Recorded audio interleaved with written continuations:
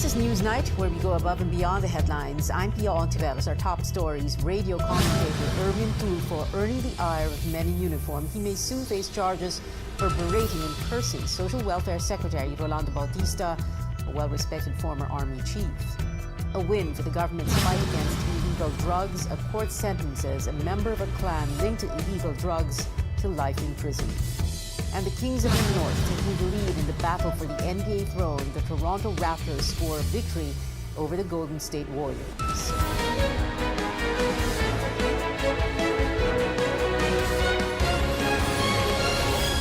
Active and retired military and police officers will not let any verbal attack against one of their own slide. The Philippine Military Academy Alumni Association is considering filing libel and oral defamation charges against radio commentator Erwin Tulfo for scolding and cursing Social Welfare Secretary Rolando Bautista, a well-respected former Army chief. The group is also looking into filing similar complaints before the Movie and Television Review and Classification Board, or MTRCB, and the National Press Club. In a 5-minute tirade on air on Wednesday, Tulfo ranted against Bautista for refusing to grant his request for an interview.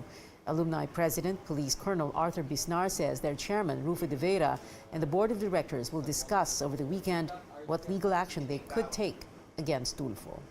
I'm sure sa feedback pa lang through social media, Viber groups ng mga PMAers, overwhelming ang support na natatanggap ni Secretary Bautista.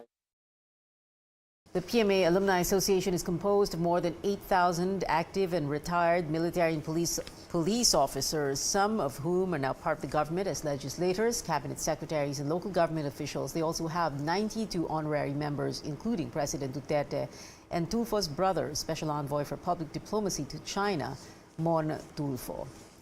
Radio commentator Erwin Tulfo refusing to take back his remarks that Social Welfare Secretary Rolando Bautista is inefficient. However, speaking to CNN Philippines, Tulfo says he's sorry for what he says was an excessive rant.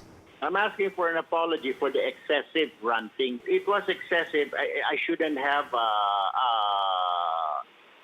used those words and for a long time. Okay na ho sana yung mga first few minutes na wala kang silbi. That I will not take back. Because hindi naman siya, ayaw niyang sumagot and then ayaw niyang ika nga, mga tao nag-aantay. Okay? Pero yung pagpupuna sa kanya na wala siyang ginagawa, ay kailangan magtrabaho siya and it will stay. Hindi ko babawiin yun because kami, wala sa lahi namin pinabawa yung mga commentaries namin, yung ika nga, mga commentaries about yung trabaho mo. In other news, a member of a clan allegedly involved in illegal drugs found guilty of possessing more than 50 kilograms of shabu, Reynaldo Parohinog Jr. was sentenced to life in prison. He is the son of the late former Osamis City Mayor Reynaldo Parohinog Sr. and brother of former Osamis Vice Mayor Nova Parohinog. This is among the first drug convictions involving a political family member under the war on drugs. Our George Quilas has that story. A listless Reynaldo Parohinog Jr., wearing a bulletproof vest and face mask, leaves the court after hearing a guilty verdict over illegal drug possession case. Would you like to comment on the court's decision?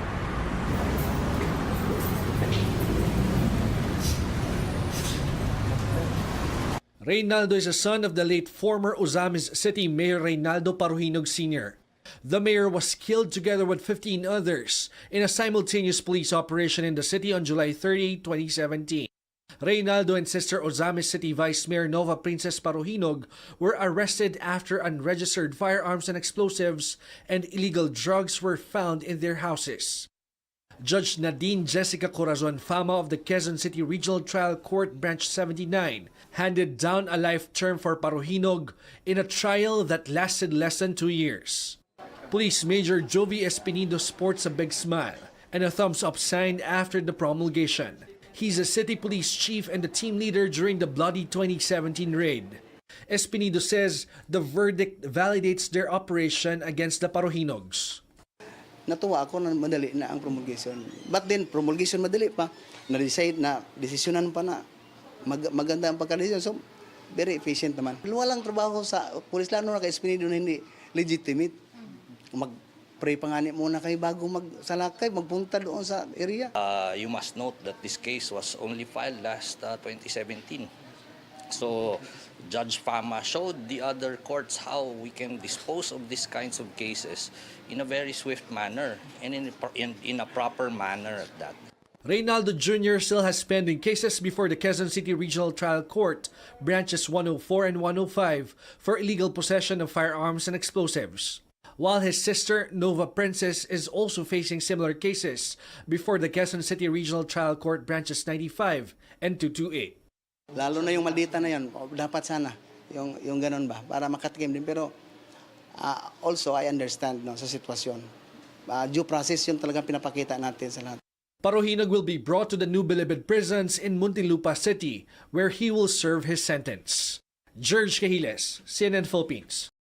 The Customs Bureau defending itself and vows it is not sitting on corruption allegations made by Senator Ping Lacson. In a privileged speech Wednesday, Lacson slammed the Bureau for allegedly letting drug shipments slip into the country.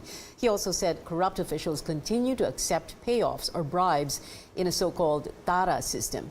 Officials admit it is not easy to put a stop to this practice, but they say they continue to ramp up anti-corruption measures like automating transactions and increasing salaries.